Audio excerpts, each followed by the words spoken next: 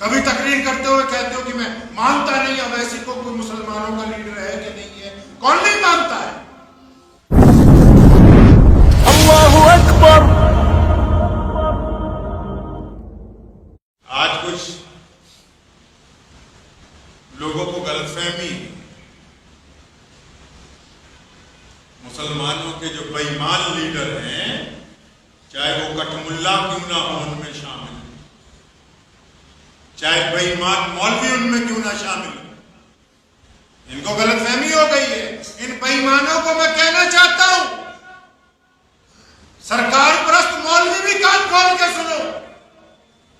और मिल्लत फरोश, यह हुकूमत इसलिए तेरा एहतराम करती है कि तू मुसलमानों का गद्दार है। अगर तेरे साथ लफ्ज मुसलमान ना लगा होता तो कोई भी इक़्तिदार वाला तुझे मुंह न लगाता। वहां भी जो तुझे चमचागिरी का इनाम मिल रहा है ना, वो इसलिए मिल रहा है कि क्योंकि तू मुसलमानों में से। जहां इज्जत तलाश करता है, अल्लाह ने कुरान में कहा कि हमें छोड़ के दीनदार लोगों को खौफजदा करना चाहता है, उनमें इज्जतें ढूंढता है जो इज्जत दे नहीं सकते। अल्लाह फरमाते इज्जत तो हमने देनी, वो कहां से इज्जत दे सकते हैं? मुसलमानों में भी बीमारी आ गई है। उन्होंने सोचा नहीं वली का बेटा वली होगा, पीर का बेटा पीर ही होगा जी। क्यों पीर का बेटा बेईमान नहीं हो सकता? वली का बेटा बेईमान नहीं हो सकता? मुहद्दिस का बेटा चोर नहीं हो सकता? इस्लाम में शख्सियत परस्ती के लिए कोई जगह नहीं है।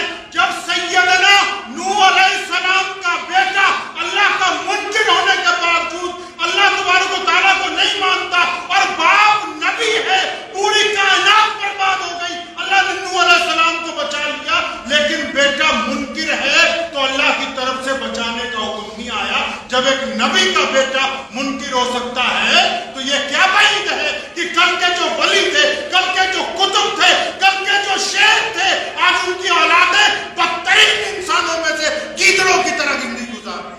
नारे तकबीर! नारे तकबीर! अपने नबूवत!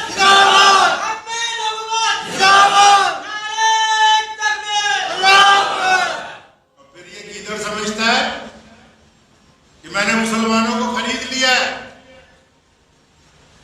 मेरे बाप की जागीर है, किसी के बाप की जागीर नहीं मुसलमान।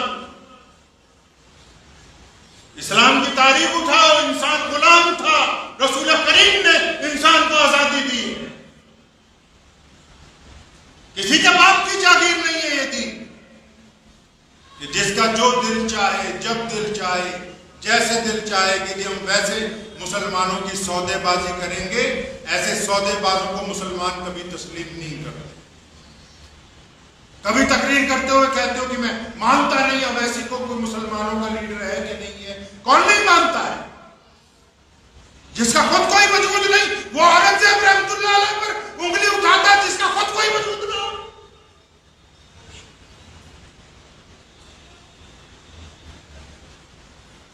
मुझे एक साहब ने पूछा, गैर मुस्लिम,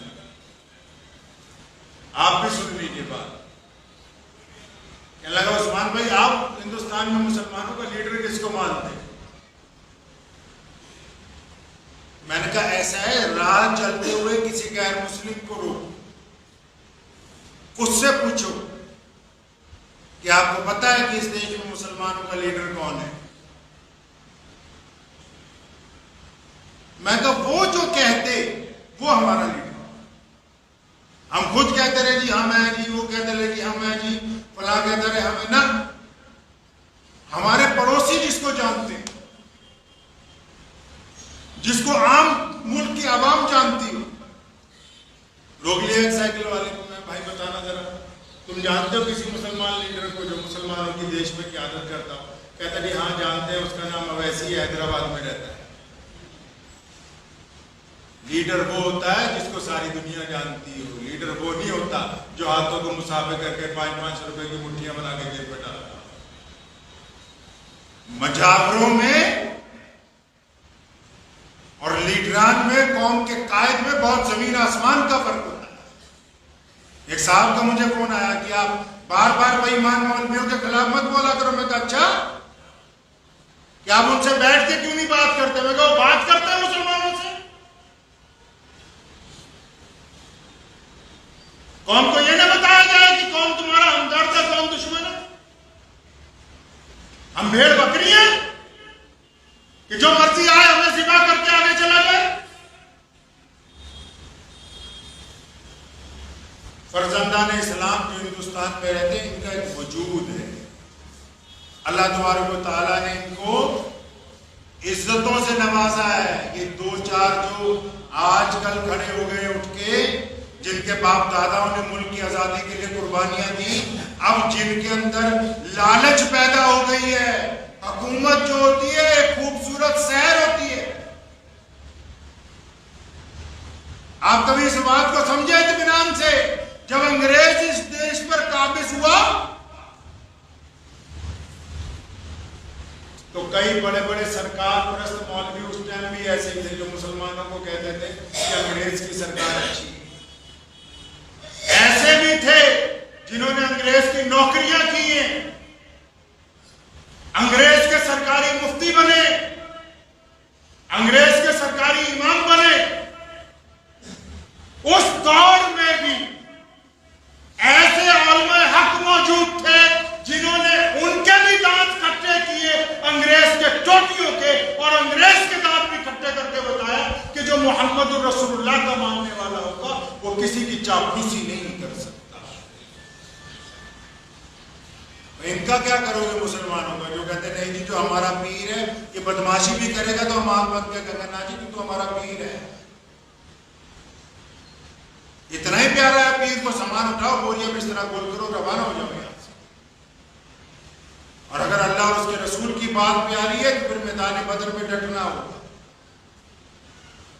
अगर हुजूर अकरम सल्लल्लाहु अलैहि वसल्लम की इत्तबा करनी है तो मुनाफिकीन की तरफ नहीं देखना, साबित कदमी के साथ रहना। आंखें खोल के रखिए अपनी।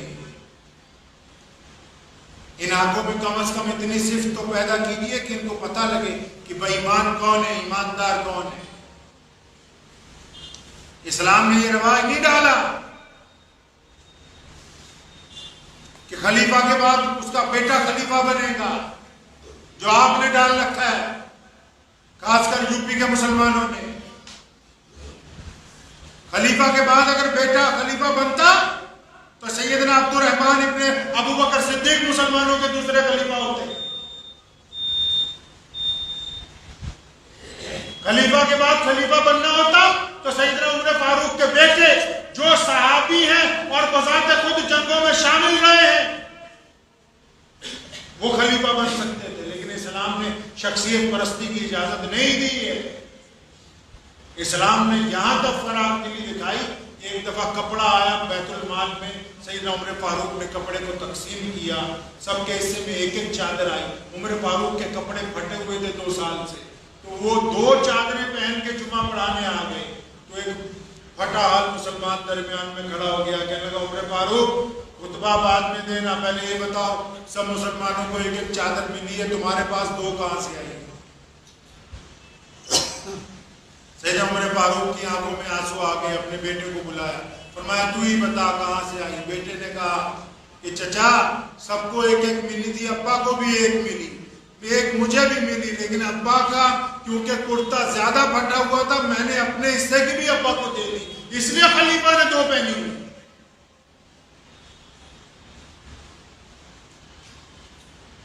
हमें इससे कोई गिला नहीं कि मिल्लत फरोश क्या करते क्या नहीं करते। हम मुसलमानों को बताना चाहते हैं कि जो गीदड़ भक्तियां हैं इनसे ना घबराया करें। गीदड़ भक्तियां देना अबू जहल का काम है। अबू लहब बड़ी गीदड़ भक्तियां देता था। वलीद, उतबा, उमैया